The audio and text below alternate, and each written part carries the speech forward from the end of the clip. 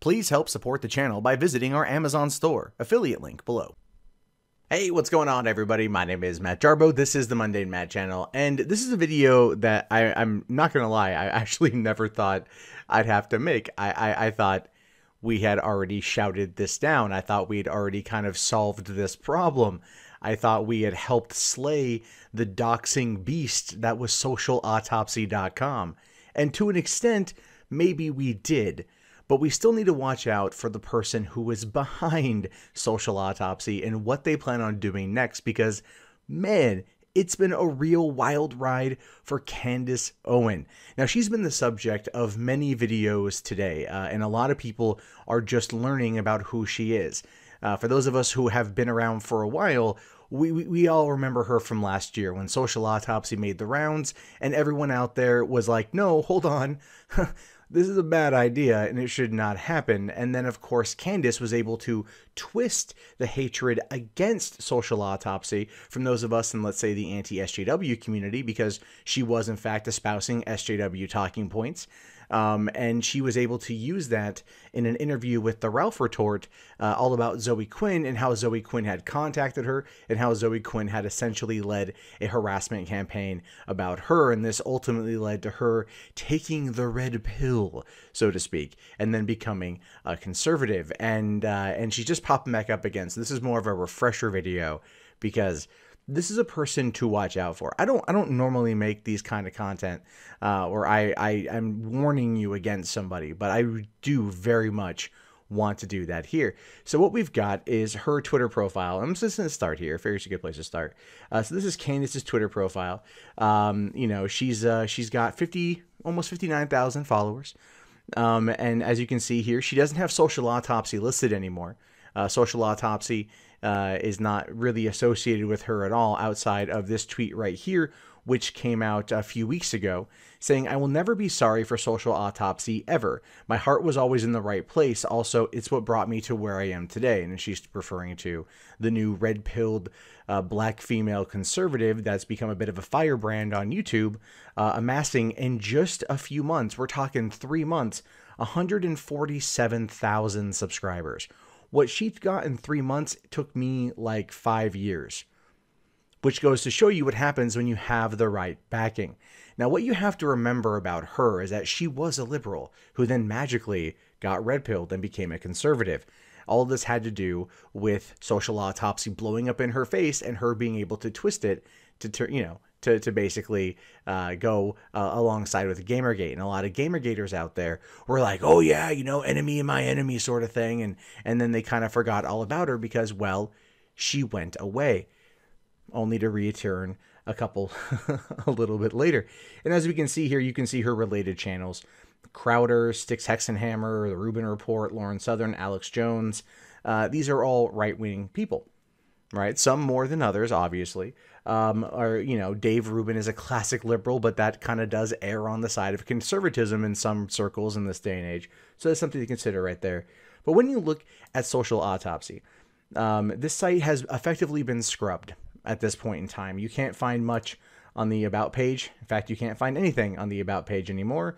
You can't even, you can still submit a person if you wanted to, although you may not actually be able to do anything with it anymore. But just to give you an idea of how horrible this particular website was, you could put someone's name. Let's say my name. My name, you don't like me. Okay, you don't like me at all. You can put my name in there. You could take screenshots of my tweets. You could figure out where I live.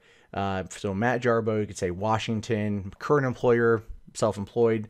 Tie in all my social media accounts, which I'm very open about them because I have them on the bottom of the screen right here.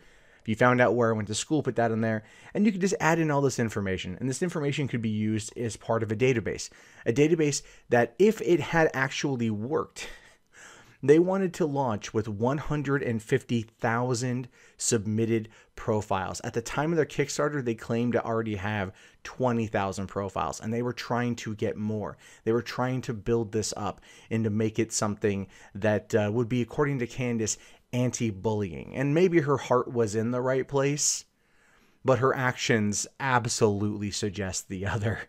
This is not a piece of work from somebody who wants to stop bullying. This is a piece of work from somebody who wants to basically shame people into submission, to make it so, oh, well, yeah, you can say what you want online, but if you don't say the right thing, somebody can use it against you and attempt to destroy your life.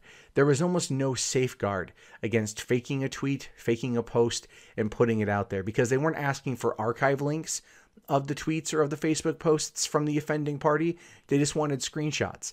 And so someone could post the most racist, vile thing on the planet, screenshot it, send it over to them, and then they couldn't verify it. But if other things were in line with that particular post, they might go, well, it's close enough to what this person has said before. We can see them doing it. All of a sudden, they become judge, jury, and executioner of this person's life online and potentially their livelihood and or safety. That is why someone like Candace is bad. Now, as you can see, I have talked about this a couple times on my channel a year and a half ago. We're talking April of 2016. So at this point, just over a year and a half. I talked about what social autopsy was, and then I talked about how Kickstarter took down the campaign. And they took down the campaign because a lot of people complained about it. A lot of people saw this for what it was, saw this for the horrific thing that it was, and they wanted to make sure that it could not stand on its own. As we've seen from her appearances on the Rubin Report, where Rubin always, Dave never actually challenges anybody to their beliefs and their opinions. He just basically lets them espouse what they want to espouse, all trying to become more popular. I've lost a lot of respect for Dave over the course of the past year because he doesn't really challenge people. He just brings them on for a conversation while trying to masquerade as a journalist. But then she's gone over to InfoWars and she's now a correspondent there. And earlier tonight, she was on a Periscope stream with Alex Jones, walking through the streets of Austin, Texas, and gallivanting around with him, challenging critics to prove why exactly Alex Jones was a piece of crap. And again, she is now acting as the defense for Alex Jones and the defense of InfoWars, going as far as to go in studio to be in studio to talk, to be a reporter. What does this tell you? Well, it tells me, through the theory, or through just speculation and whatnot, and I could be entirely wrong about this, but what I think is going to happen next is she's going to revitalize social autopsy, but she's not going to target bullies online. She's going to target Antifa and the globalists and the enemies of InfoWars. Those kind of people who hide behind masks in real life maybe won't be able to hide behind online profiles. Social autopsy isn't dead. It's dormant and it's going to return. This is something that you can see she's attempting to do, which is one of the reasons why I wanted to make this video, to warn people. Don't look at her as anything other than a wolf in sheep's clothing. She's extremely intelligent. I don't doubt that for a second. And she knows how to play all sides. This is something that a lot of people on, I guess you could say, the commentary side of the community have been calling out. Why? Because we've already seen her original action. We've seen her twist the story, twist the narrative, and now she's coming back stronger than ever. And that cannot be allowed to continue if social autopsy has any play in any of this. I don't care about her becoming a conservative and teaming up with Alex Jones. I don't care about any of that.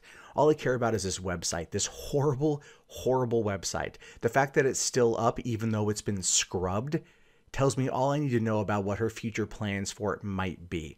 So Candace, if you're watching this, if you want the heat to back off, if you want people to understand that you're not that way anymore, delete the website. Until then, it just feels like you're holding it you're holding it hostage until you're able to release it onto the world with a new plan and a new way to make money. Hey guys, that wraps up this video. If you'd like to leave a comment, please do so below. I love to read your guys' input. Be sure to hit that thumbs up button. It really does help me in the YouTube algorithm. If you want to support the channel, there's the Amazon affiliate store, there's PayPal, there's Patreon, there's Bitcoin. And if you're bored and you want something else to watch, check out 3 Buck Theater up here. My name is Matt Jarbo. I will talk to you guys later. Have yourself a wonderful day. Peace out.